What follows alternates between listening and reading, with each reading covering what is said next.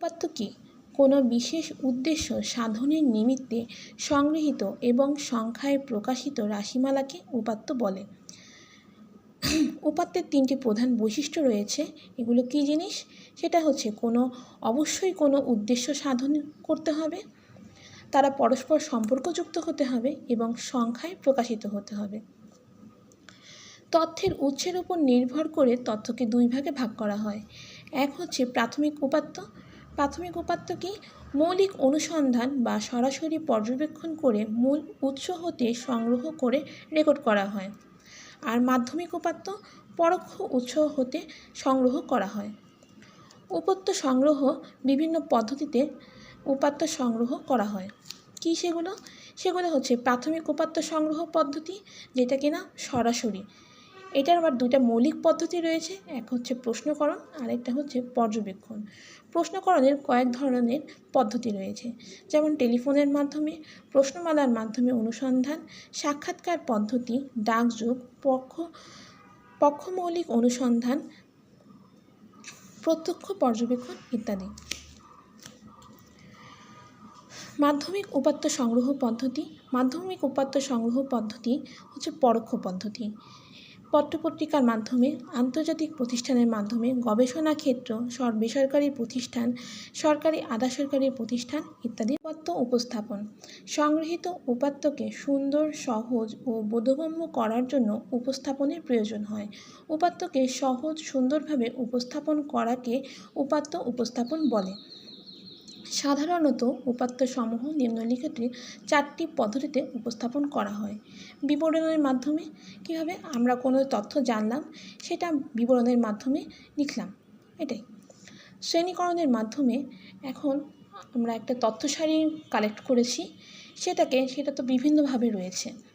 এখন ধরা যাক একটা মাছের আমরা তথ্য সারি ধরেছি, সেখানে আমরা মাছের গুণের ভিত্তিতে একটা শ্রেণীবদ্ধ করলাম, ওজনের ভিত্তিতে উপাত্তগুলো শ্রেণীবদ্ধ করলাম, কিংবা দৈর্ঘ্যের ভিত্তিতে শ্রেণীবদ্ধ করলাম। এই যে আমরা শ্রেণীবদ্ধ করলাম, এর ফলে কি আমাদের এই উপাত্তগুলো বিশ্লেষণে সহজ হবে, সেটাকে বলা হয় শ্রেণীকরণের মাধ্যমে। সারণী বা ছকের মাধ্যমে। উপাত্তগুলোকে সারণী বা ছকের মাধ্যমে উপস্থাপন করাই সারণী বা ছকের মাধ্যমে। লেখচিত্রের মাধ্যমে উপাত্তকে ভিজুয়ালাইজেশন দেওয়াকে লেখচিত্রের মাধ্যমে উপাত্ত উপস্থাপন করা হলো। চলক। ভিন্নতা প্রদর্শনকারী যে সকল বৈশিষ্ট্য সংখ্যায় প্রকাশ করা হয় তাকে চলক বলে। উদাহরণ: প্রাণীজগতে মাছের দৈর্ঘ্য, উচ্চতা, ওজন, বর্ণ, উৎপাদন ইত্যাদি বৈশিষ্ট্যে ভিন্নতা দেখা দেয়। ভিন্নতা প্রদর্শনকারী বৈশিষ্ট্যগুলোর প্রত্যেকটি এক একটি চলক। চলকের বৈশিষ্ট্যসমূহ: চলক একাধিক মান ও গুণের সমাবেশ। প্রেক্ষাপট অনুযায়ী চলক বিভিন্ন রূপে প্রকাশ পায়। পরিবর্তনশীলতা চলকের অন্যতম বৈশিষ্ট্য। প্রাকৃতিক ও সামাজিক বিভিন্ন বৈশিষ্ট্যের প্রতিনিধিত্ব চলক করে থাকে। চলক গবেষণার দিক নির্দেশনা দিতে পারে। চলক প্রধানত দুই প্রকার: বিচ্ছিন্ন চলক ও অবিচ্ছিন্ন চলক। বিচ্ছিন্ন চলক কি? যে চলকের একটি পূর্ণ সংখ্যা দ্বারা প্রকাশ করা যায় তাকে বিচ্ছিন্ন চলক বলে, যেমন ছাত্রাবাসের ছাত্র সংখ্যা, পরিবারের শিশু সংখ্যা ইত্যাদি। এদের কিন্তু পূর্ণ সংখ্যা দ্বারাই প্রকাশ করা হয়, এদেরকে কখনো ভগ্নাংশ বা অপ্রকৃত সংখ্যা দ্বারা প্রকাশ করা যায় না। অবিচ্ছিন্ন চলক কোনো নির্দিষ্ট সংখ্যা দ্বারা প্রকাশ না করে চলকের মানকে যদি কোনো সীমার আওতাধীন মান দ্বারা প্রকাশ করা হয় তাকে বিচ্ছিন্ন চলক বলে। এটা কি হতে পারে? ভগ্নাংশ বা পূর্ণ সংখ্যা হতে পারে। উদাহরণ কি? উচ্চতা, ওজন। যেমন আমাদের উচ্চতা 5 ফুট 2 ইঞ্চি হতে পারে, সেটাকে আমরা প্রকাশ করি 5.2 দিয়ে। আমাদের ওজন হতে পারে 50.5 কেজি, সেটাকে আমরা প্রকাশ করি 50.5 দিয়ে।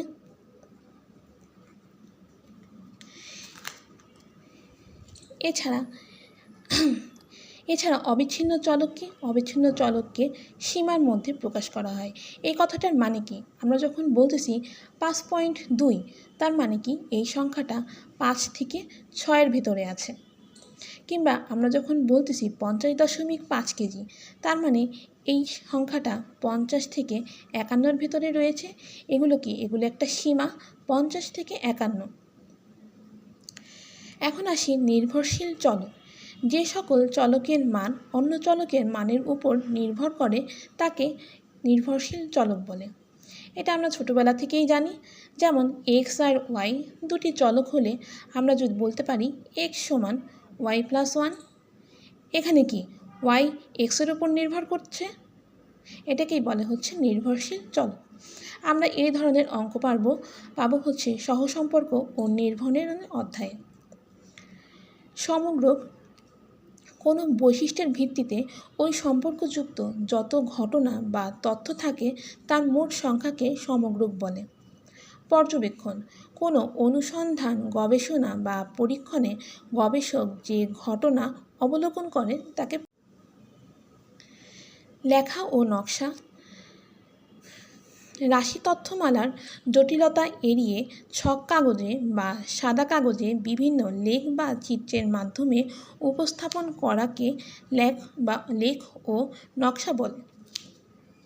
রেখার সাহায্যে অঙ্কিত চিত্রকে লেখ বা লাইন গ্রাফ বলে, আর চিত্র বা নকশার সাহায্যে ডাটার উপস্থাপনকে চিত্র বা নকশা বা চার্টস বলে। চিত্রকে 4 ভাগে ভাগ করা হয়, অর্থাৎ চার্টসকে 4 ভাগে ভাগ করা হয়। একমাত্রিক চিত্র দণ্ডচিত্র বা বার গ্রাফ, দ্বিমাত্রিক চিত্র পাই চিত্র, আয়তচিত্র, ত্রিমাত্রিক চিত্র সিলিন্ডার গোলক, রূপচিত্র এবং মানচিত্র। এক্ষেত্রে কি এটা হচ্ছে যেমন কোনো মানুষের জনসংখ্যা বোঝাতে তখন তাদের একটা চিত্র ছোট করে দেওয়া হয় বা ওটাকেই বলা হয় হচ্ছে রূপচিত্র।